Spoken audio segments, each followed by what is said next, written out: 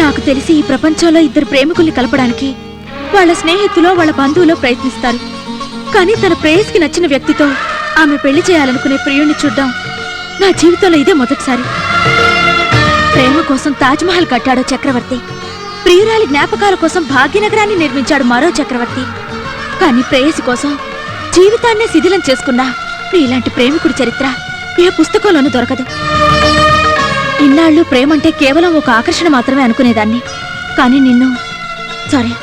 మిమ్మల్ని చూసిన తర్వాత మీ మీద మాత్రమే కాదు, ప్రేమ మీద కూడా నాకు గౌరవం ఏర్పడింది.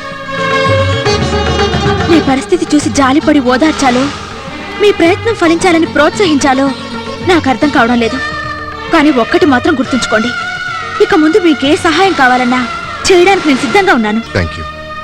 ఆ రెండు కుటుంబాలకి నేను మనవని కాదన్న విషయం ఇంకొన్నాళ్ళ పాటు ఎవ్వరికీ తెలియకూడదు. నాకు తెలిసిపోయిందిరా.